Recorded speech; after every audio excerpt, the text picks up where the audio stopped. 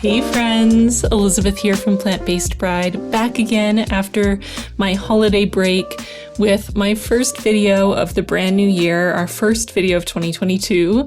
It feels very weird to be filming after this break. I think it's the longest I've gone without filming in a very long time. Today's video has been super highly requested, and that is a flip through of my completed 2021 reading journal. I've had so many questions asking when I'm going to do a flip through, and I'm here to do it finally today.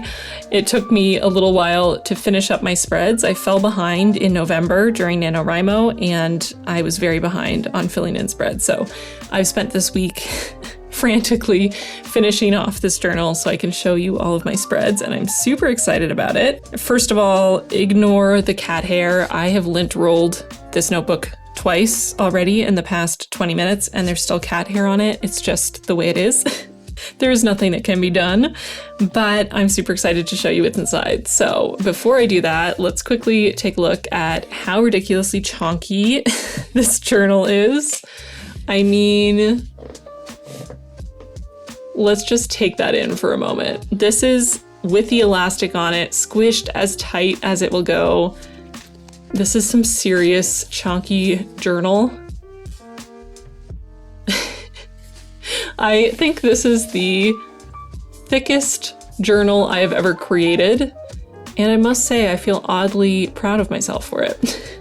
So, before ado is any more furthered, let's get into this.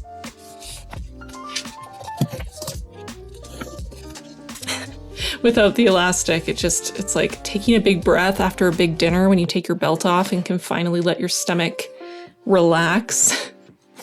That's this journal right now. So I'm going to move semi-quickly through the first half of this journal because I did do a flip through of the first 6 months. So if you didn't see that video, I'll link it in the card and in the description box so you can check that out if you want a little bit of a more detailed walkthrough. But I will flip through all those spreads and just point out some of the things that have been more filled in since that video. And then of course the focus mostly will be the second half of the year since you haven't seen any of those spreads yet. So these spreads are going to look the same, of course. As you can see, I didn't need this last section at all, which is why I actually only made these 3 boxes and removed this mini one in my new reading journal, because I realized I wasn't going to need quite that many spaces. But better to be prepared and not need it than to be unprepared and wish I'd left more space. Of course, my reading tracker, I hit my 125 book goal, so all of my boxes are filled in. Very satisfying. My 21 books in 2021, I read most of them. There are a couple, as you can see, that I didn't get to. I actually started Persephone Station twice and gave up both times. I'm not ready to say that I've fully DNF'd, but I'm getting close to being there, which I'm sad about. And these 3 I have ready to go on my phone, so hopefully I'm gonna get to them soon. Then of course we have my book bracket, my method for figuring out my favorite book of the year. And of course the Stone Sky was our winner. If you want to see the process of filling this out, I thought it was a really fun video, and it seems from your feedback that you also thought it was fun, so check that out if you missed it. It was a good time. We have my ARCs spread for the ARCs that I was given and some information when I rated them. Here's a new spread because I left it to the end of the year to fill in, my 2021 Book Club Reads spread. So we actually read 10 books this year. We skipped June, or actually we read The Prairie of the Orange Tree over 2 months, June and July, because it's a really long book and because I moved right around the time when we would have done our book discussion for June. And then also for December, we're actually reading a book over December and January. So it's going to technically be our January read, or that's when we're going to talk about it. So 10 books for the year, not bad. My 2021 reading goals here. And then we get into our January spread. So I'm going to go pretty quick here since you have already seen these if you saw my last flip through, and you can always check that out for more details. So I'm just going to flip through each spread without too much dilly-dallying.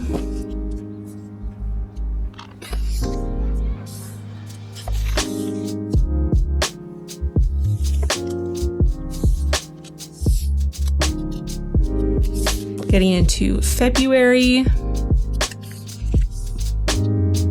I always start my months with our book club read for the month. And then I created pages for my favorite books of the month, 5-star reads. Not always every 5-star read. I had some months where I had a lot of favorites, so I had to reduce it just to my absolute favorites that really stood out to me. Getting into March here.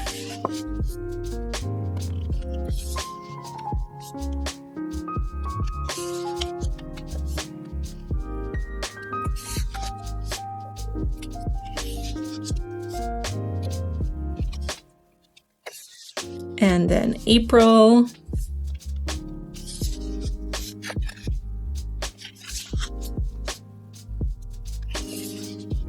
May.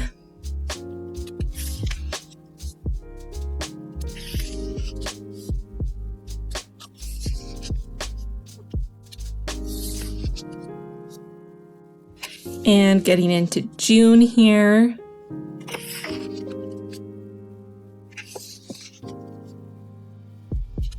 And now we've come to July, and these should, I believe, all be new spreads to you. So I'll go a little bit slower and talk about them a little bit more. So for July, I wanted to do a more of a light academia vibe here. And then we have our book club book for June and July, The Prairie of the Orange Tree, which I really loved. I actually did two full spreads because I just felt like I had a lot to write and I had a lot of images I found that I wanted to include. There's a lot of amazing characters in these books and I kind of wanted to include all of them. So really loved that one. And then we get into The Galaxy and the Ground Within, which is the 4th book of the Wayfarers series by Becky Chambers. And it was such a good finale for the series. The Weight of the Stars, which was an LGBT romance. This was a sapphic romance, YA, sci-fi, really, really good. House of Leaves, one of my favorite books of the year, which is a horror, a very creepy, weird format horror, kind of trippy. So I tried to make the spread feel how I felt reading the book. I even wrote part of my text upside down because the book has a lot of shifting format and text upside down and sideways and all kinds of things going on. So I'm really happy with how the spread ended up. It looks a little different from a lot of the other spreads in here, but I feel like it's very appropriate for this particular book. If you've read House of Leaves, let me know in the comments if you agree. I actually got quite a few comments saying that people were looking forward to seeing what my House of Leaves spread would look like, so I felt a little bit of pressure. So hopefully it lives up to your expectations. I had a lot of fun making it. Then we have our stats here for July. And getting into August, I went with a lighter, almost cottagecore vibe here. And our book club book for August, which was The Night Circus by Erin Morgenstern. This was just such a lovely book. I really, really enjoyed it. And I had fun making a spread that still included my tea-stained paper so that it would fit with the overall journal, but that was much more black and white to fit the theme of the story itself. And I really loved the fan art I was able to find and include here. Then we have a couple other favorites from August. So the ones we're meant to find, which is a YA sci-fi. Watch Over Me is a contemporary with a little bit of a paranormal edge. And it made me pick up one of her other books later in the year. Then we have She Drives Me Crazy, which is a sapphic romance, an interracial romance between a basketball player and a cheerleader. Super adorable. Then we have a nonfiction, Disfigured by Amanda Leduc, which is all about how disability and mental illness is portrayed in the stories that we tell, with a special focus in on fairy tales and traditional storytelling and the impact that that has on disabled and mentally ill people in their day-to-day lives. Then we have Redemptor, which is the second book after Raybearer by Jordan Afueko. I got both Raybearer and Redemptor as ARCs from the publisher, and I'm obsessed. I love these stories so much. They're YA fantasy. All right, getting into our August stats here and into September, getting a little bit more of a autumn vibe going. Our book club book for September was Clara and the Sun, which is a sci-fi novel by Kazuo Ishiguro, which was a really, really interesting novel. Not a perfect novel, not a favorite of all time, but I really found the discussion of whether AI is sentient and what makes us human really fascinating concept, and I enjoyed the writing style and the characters. The Blue Castle, one of my favorite books of this year. So nostalgic, even though I'd never read it before. That's how I keep categorizing it, but it's just the best way to put it. Then we have another couple favorites from August. Drive Your Plow Over the Bones of the Dead, translated from Polish, and The Tangleroot Palace, which is a short story collection. This one is literary fiction with a bit of a mystery vibe. And The Tangleroot Palace, these stories are amazing. This collection made me a huge fan of Marjorie Liu, and this collection's amazing if you're into fantasy, especially fantasy that features strong female characters and LGBTQIA+ characters. If you love fantasy that has a bit of a dark, creepy, almost horror vibe to it. Then we have our September stats. And getting into October, totally into our autumn vibes here. Our book club book for the month was Frankenstein, which I loved reading. It was really interesting. I hated the characters so much, but I loved the story itself, and I loved the themes that it was exploring and the writing. Then a couple more favorites from the month. I tried a slightly different layout, which I think is going to be closer to how I'm going to try to lay out my new reading journal, just to save a little bit of space and also maybe time. So here, these were all 5-star reads, but I gave them a little bit less space each, still enough to include a quote or two and a little bit about the book and one image to represent them, along with a cover. We have The Tenant, which is a thriller, Nordic noir. We have The Yellow Wallpaper, which is a classic short story with a horror vibe, but it's based in the author's own experience. We have We Are Okay by Nina LaCour, which is a contemporary. And we have The Picture of Dorian Gray by Oscar Wilde. Of course, a classic horror. 4 absolute favorites for the year and 4 authors that I will definitely continue to delve into. Then we have Piranesi by Susanna Clarke, which was amazing. Loved this book. It's fantasy. It's got a bit of a weird vibe in the best way possible. And then we have Always Lived in the Castle by Shirley Jackson, which is my favorite Shirley Jackson I have read to date. So good, so eerie and creepy. The characters are really unsettling, but also feel super real. And I loved the themes that it was exploring and the way it was written. So, so good. Then we have another favorite for the year, which was Under the Whispering Door by T.J. Klune. This is a book about grief and loss and death, and it was very emotional for me to read, very healing and beautiful. I would definitely recommend it, though do check out the trigger warnings and make sure you're in an okay place to read it. Then we have October stats here. And getting into November, I really like how this cover page turned out. It's got a very dark, moody vibe to it. Our book club book for November was The Calculating Stars, which is a sci-fi historical fiction mashup in an alternate history where the space program was more advanced at an earlier time. And it follows our protagonist, who is a woman who was a pilot in World War II and wants to become an astronaut in the space program. Not a perfect book for me. I gave it 3 stars. Still enjoyable. I hear the series gets better after the first one. I have some qualms with it, but I did enjoy it. Then we have 6 Crimson Cranes, which was a favorite of the year. Fantasy based on a fairy tale. I loved the themes and the way they tied together in the end. A lot about family and belonging. And Kiki was the absolute best. Kiki forever. Kiki supremacy. Then we have a couple more favorites. Empire of Wild, which is a horror about the Rougarou, which is a traditional Métis legend of a monster who is a shapeshifter and will come to get you if you commit a crime or are a bad person. We also have The Inheritance of Orquídea Divina, which is a story about family and being connected to your own history and where you've come from.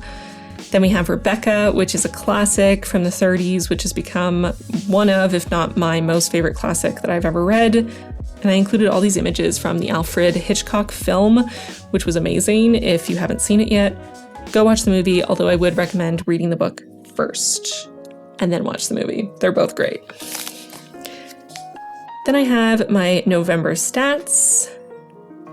And getting into the last month of the year, December, I went with a bit of a wintry, sparse vibe for this cover page. And here I tried to keep it simple. I was starting to run out of pages, so I just put my 4 favorite reads of December on the spread. So we have Comfort Me with Apples, which is a horror novella. Very, very good. Can't tell you too much without spoiling it, but definitely read it if you're a fan of weird short form horror with a message. And it's not gory or scary. It has tension, but I'd recommend even if you're a scaredy cat. A History of My Brief Body by Billy Ray Belcourt is a collection of poetry about Billy Ray's experience as an Indigenous gay man in Canada. Very beautiful and vulnerable and visceral. One of my favorites of the entire year. So many incredible quotes. Billy Ray Belcourt is an amazing author and poet and just has a ridiculous skill with the English language. His way of crafting words and getting across these really complex feelings and issues and identities was just so stunning. We also have Firekeeper's Daughter, which is a YA thriller, also written by an Indigenous author with a focus on Indigenous issues, Indigenous characters. I'd heard so much hype about this and I knew I wanted to read it, but I was a bit worried because the blurb wasn't really doing it for me, but it really blew me out of the water. The characters are incredible and the story itself has a lot of layers and covers a lot of really important and difficult subjects in, I think, a very thoughtful way. And then the last one here, See You in the Cosmos. This is a middle grade that was just super sweet. It really kind of blew me away. It took me a while to get into it because of the style of the storytelling and the way that the audiobook was recorded, but I just fell in love with Alex, our protagonist, and I got really, really emotionally invested in his story and all the things that he was going through. So yeah, really loved that one. Then we have December stats and getting into the last couple spreads here. So I created a little sort of bye-bye 2021 spread with a little quote. There are bits and pieces of yourself scattered in every book you read. Just a wintry, dark academia vibe. And then I have my year-end stats. So all the books I read all year collected together to get a final snapshot of how I read in the year. And that's it. Final blank page, back pocket. That's the whole journal. So hopefully this was enjoyable to watch. So many of you wanted to see this journal completely filled in. So hopefully this was satisfying to you. It's really, really cool to be able to flip through this and see all of my favorite books of the year, all of the books that had the biggest impact on me this year. I do wish I could have made a spread about every book 4 stars and up, because I feel like there are quite a few books that I didn't include that I still think about quite often and had quite a big impact on me, even if they weren't absolutely perfect or an absolute favorite.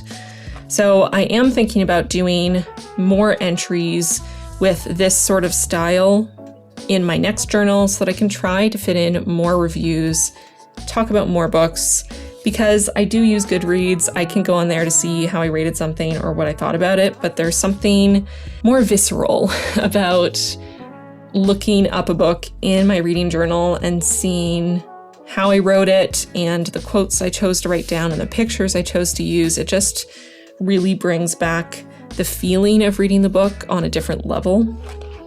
So we'll see. I do still want to try to fit all of my 2022 book journal into a single notebook. So who knows if that will be possible, but I'm going to try. And I think if I do more half-page reviews instead of quite so many full-page reviews, that I might be able to achieve that. So I'm just going to flip back to the beginning so you can get another brief glimpse at all the spreads before I close off this video. I hope you're all doing well. I feel like I haven't spoken to all of you in such a long time. I hope you took some time to rest over the holidays if you celebrate holidays this time of year. I hope your 2022 has been going well for you so far. I got a haircut. I wear glasses now. It's a whole thing. I'm basically a completely different person. But in all seriousness, I'm really excited to be back and making content again. And it was fun to start with a video that so many of you have really wanted to see and just get to kind of do an overview of 2021 in reading and a little bit of a walk down memory lane, reminiscing time.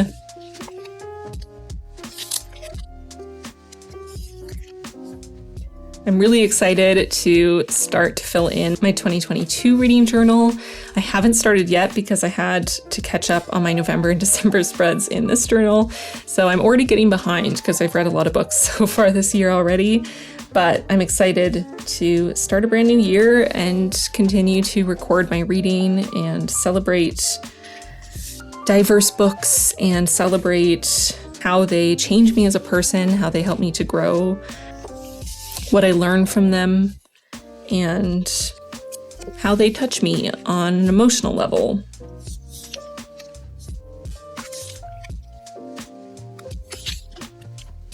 I also need to tea stain some more paper ASAP because I used up, I think, all but one sheet in this reading journal and in setting up my new journal, so I'm gonna have to get to that soon. I'll link my playlist that has all of my reading journal videos, setups, and flip-throughs in the cards and in the description box if you want to watch those, if you want to see the setup of this journal, if you're curious and want to see the setup of my next reading journal, if you haven't seen that yet. Those will be linked for you to check out. I'll also link all of my reading wrap-up videos in case you're interested in hearing reviews of the books that I read this year. I am changing how I'm going to be talking about the books I read this year, just because I feel like doing a wrap-up, talking about every single book I read every single month was fun for a while, but it started to feel almost like a chore.